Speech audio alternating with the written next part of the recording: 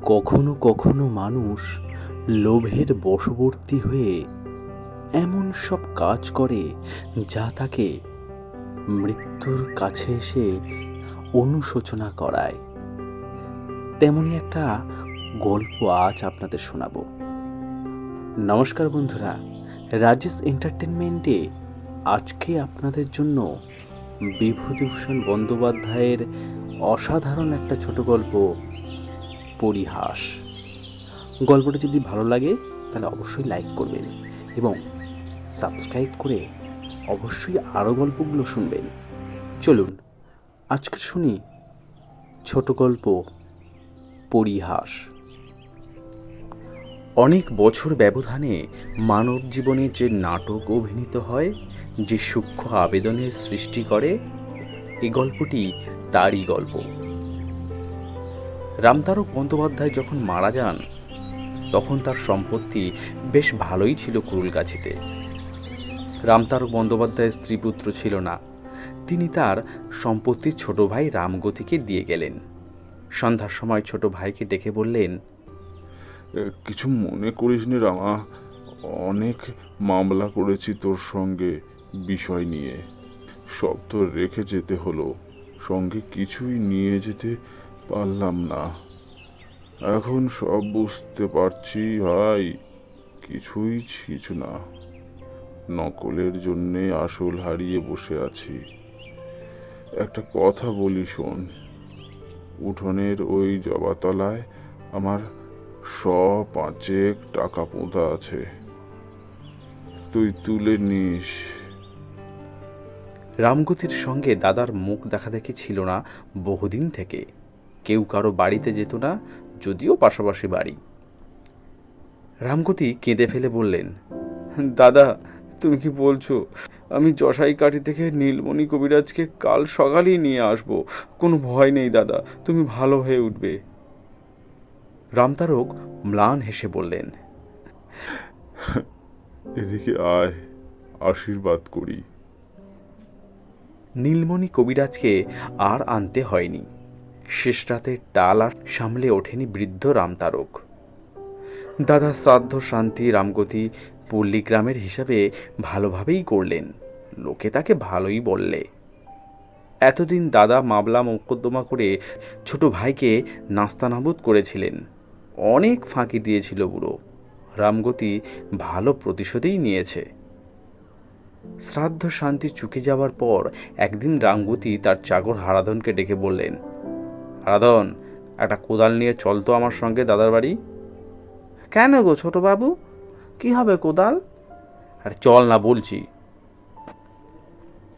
দাদার বাড়ির উঠোনে পৌঁছে হারাধনকে বললেন, এই জবা গাছটার তলায় খোঁড় দেখি ভালো করে। কেন?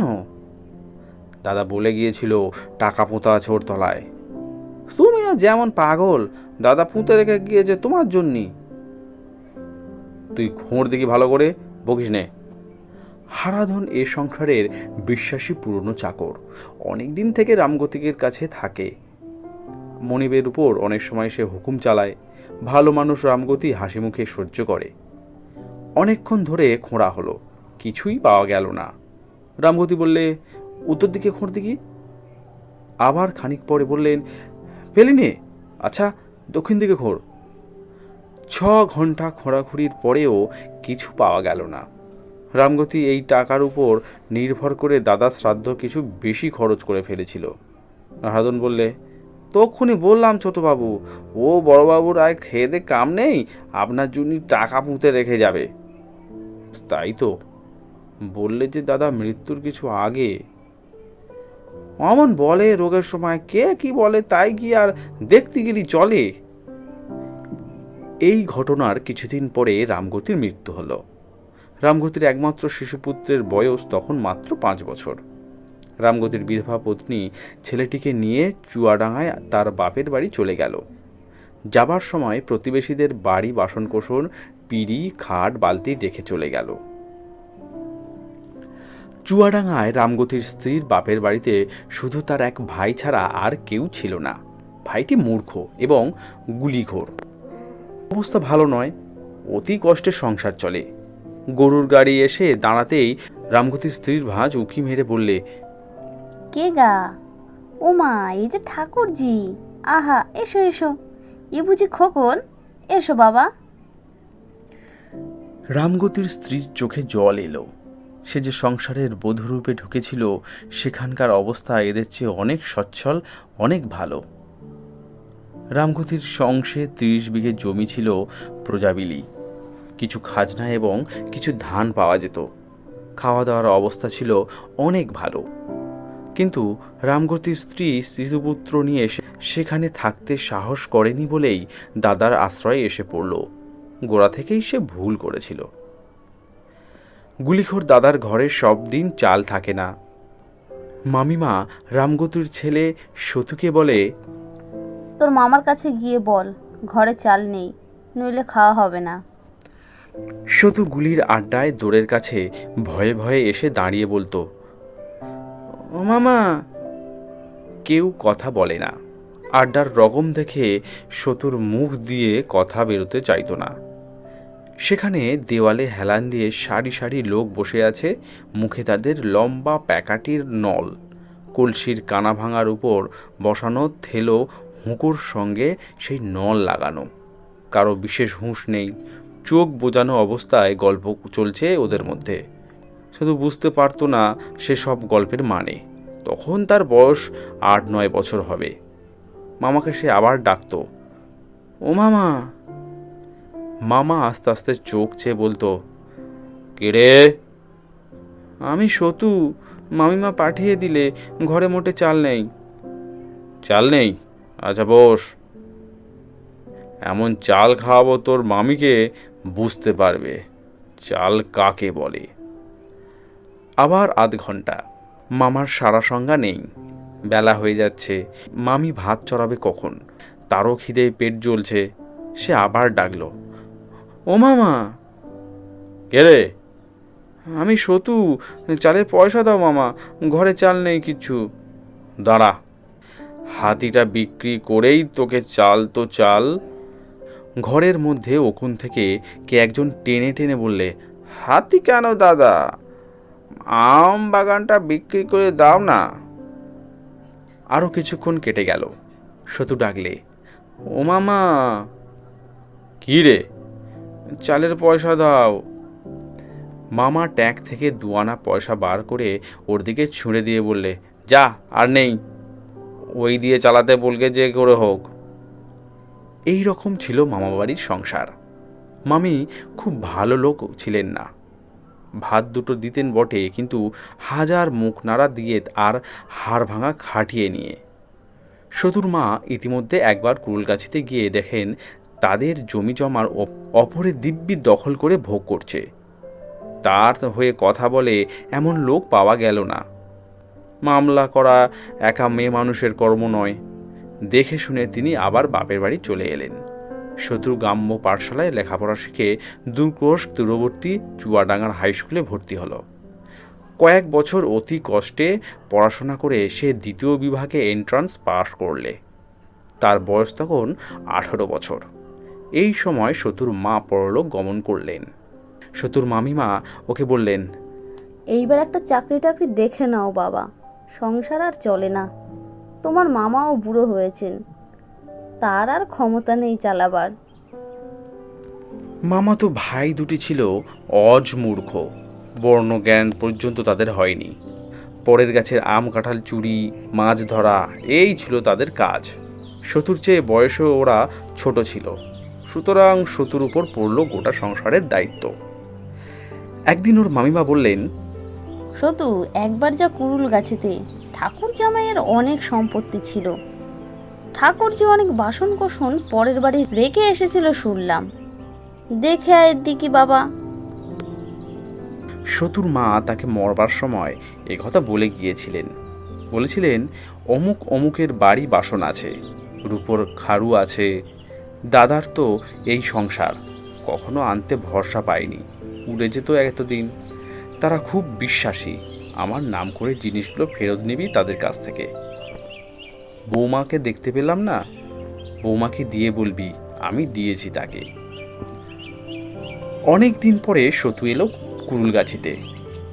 5 বছর বয়সে এখান থেকে চলে গিয়েছিল, সে কথা কিছুই মনে নেই। বাবার কথা মনে পড়ে ওর চোখে জল এলো। হারানো শৈশবের কত আবছা অস্পষ্ট স্মৃতি মনে জাগে, যেন ওই জানালার ধারে রোয়াকের কোণে কবে বাবা তাকে কোলে নিয়ে আদর করেছিল, সেই মুখখানা যেন আজও মনে পড়ে। পুরনো বাড়িতে ঢোকা যায় না, ঘন জঙ্গলে উঠোন ঢেকে ফেলেছে। ছাদের কার্নিশে জিউলি গাছ মস্ত বড় হয়ে আঠা ঝরাচ্ছে। বটগাছ গজিয়ে ফল প্রসবের অবস্থায় এসে পৌঁছেছে। তবুও সে পরের বাড়ি থাকলো না। জন ধরে বন জঙ্গল কাটিয়ে এবং একটা ঘর পরিষ্কার করিয়ে নিয়ে সেখানেই থাকলো। সঙ্গে এনেছিল একটা ছোট বিছানা, মশারি, বালিশ। যাদের নাম মা বলেছিলেন মৃত্যুর আগে সেসব জায়গায় গিয়ে বাসন চাইলে সতু, তারা বললে, হ্যাঁ বাবা, সে কি কথা, আমাদের কাছে বাসন সে কবে নিয়ে গিয়েছে তোমার মা, সে কি আজকের কথা বাবা? না না, থাকলে সে দেব না, তেমন অধর্ম কাজ কখনো হবে না আমার হাড়ে। না বাবা, সেসব তোমার মা নিয়ে গিয়েছিল। কেউ কিছু দিলে না, অথচ তাদের অবস্থা ভালো। কোঠা বাড়ি, 2-1 আর দোতলা বাড়ি। সবাই হাসি মুখ হয়ে মিষ্টি কথায় ফাঁকি দিলে ওকে। বড় বাঁশঝাড় গ্রামের শ্যাম চক্রবর্তী দিব্যি ভোগ দখল করছেন খবর পেয়ে সেখানে যেতে বৃদ্ধ শ্যাম চক্রবর্তী হেসে বললেন, এসো বাবা এসো, ও বাঁশঝাড় আমারই। সীমা ছাড়া হয়ে পড়েছিল বলে তোমার বাবার সঙ্গে গোলমাল হয় ওই নিয়ে। গায়ের 5জন লোককে জিজ্ঞেস করে দেখো, ও আমার পৈতৃক আমলের বাঁশঝাড়। মিটে গেল। সতু ছেলে মানুষ, বিষয় সম্পত্তি কী বা বোঝে, কী বা জানে ছেলে মানুষ পেয়ে সবাই ফাঁকি দিল ওকে। কেবল মুড়োর পাড়ার জীবন ডাক্তারদের বাড়ি ও সত্যিকারের স্নেহ পেল খানিকটা।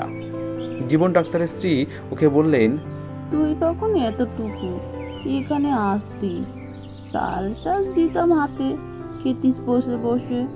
আহা, তোর মার তো আর মরার বয়স হয়নি, অল্প ভোগী লোক, বস, দুটো মুড়ি খা। কে একজন একদিন ওকে এসে বললে, বাবু, আপনারে ডাকছে আপনাদের পুরনো চাকর হারাধন। সে উঠতে পারে না বিছানা থেকে, আপনি এসেছেন শুনে কদিন কেবল আমাকে বলছে আপনাকে ডাকতে, তা আমার সময় হয় না। সতু হারাধনের নাম শুনেছিল তার মায়ের মুখে, ছেলেবেলায় দেখলেও সে কথা তার মনে ছিল না। লোকটা ওকে একটা ভাঙা কুঁড়ে ঘরে নিয়ে গেল। উঠানে একটা কামরাঙা গাছে পাকা পাকা কাংরামা ঝুলছে। ঘরের দাওয়ায় একটা মাছ ধরা ঘুনি উপুড় হয়ে আছে। ঘরের মধ্যে অন্ধকারে মেঝের উপর বিছানায় একটা লোক শুয়েছিল। সতু ঘরে ঢুকতে লোকটা বিছানায় উঠে বসবার চেষ্টা করলে, মুখের দিকে চোখ চেয়ে চেয়ে বললে, কে? খোকন, আমার খোকন শোনা, আয় কাছে আয়, ভালো করে দেখি, কোলে পিঠে মানুষ করেছি রে তোরে। লোকটা হাউ হাউ করে কেঁদে উঠল। সতু তো অবাক, চুপ করেই রইল সে। লোকটা বললে, বাবা, তোমারে ডেকেছি কেন বলি, আমি মহা পাপ করেছিলাম, তোমার কাছে সেটা বলি। আমার সব গায়ে ঘা হয়েছে, তার উপর জ্বর, খেতে পাইনে, কেউ একটু জল মুখে দেবার লোক নেই। তোমার জ্যাঠামশাই মরবার সময়ে তোমার বাবারে বলে, তাদের উঠোনে জবাতলায় 500 টাকা পোঁতা আছে, আমারে সে টাকা তুলতে বলে তোমার বাবা। একটা পেতলের বগনের কানা দেখা যাচ্ছে, আমি তার উপর অমনি মাটি চাপা দিয়ে ফেললাম। কুবুদ্ধি চাপলো মাথায়, তোমার বাবাও দেখলে না, ভাবলে আমি অনেক দিনের বিশ্বাসী লোক, আমি কি আর ফাঁকি দেব? রাতারাতি সেই টাকার বগ্ন আমি তুলে নিয়ে গিয়ে, তোমার কাছে বলতে লজ্জা করে, আমার এক বিটি হয়েছিল তার হাতে নিয়ে গিয়ে দিলাম। সে টাকা আমার ভোগ হয়নি বাবা, সেই মেরে দিলে টাকাটা। দিন 15 পরে টাকা নিয়ে সে গঙ্গার ওপারে তার বোন ভগ্নিপতির কাছে চলে গেল। তোমরাও এখান থেকে চলে গেলে, আমার সেই থেকেই খারাপ অবস্থা। এখন আর খেতে পাইনি, যতদিন শরীরে শক্তি ছিল জোন খেটে পেটের ভাত চালিয়েছি। এখন বুড়ো হয়ে গিয়েছি, রোগগ্রস্ত, আর খেতে পাইনি। আমার এমন হবেই যে বিশ্বাসঘাতকী কাজ করেছি, পুরনো মনিবের টাকা চুরি করেছি। আমার এমন হবে না তো কার হবে বাবা? আজ তোমার কাছে বললাম, যদি তাতে পাপের বোঝা কমে। আর আমার হয়ে এলো খোকন, দুটো একটা মাস তোরে যে দেখলাম মরবার আগে। শুধু কিছুক্ষণ সেখানে বসে দু একটা সান্ত্বনার কথা ওকে বললে, তারপর পকেটে হাত দিয়ে যা কিছু ছিল ওর বিছানার পাশে রেখে ঘর থেকে বেরিয়ে এলো।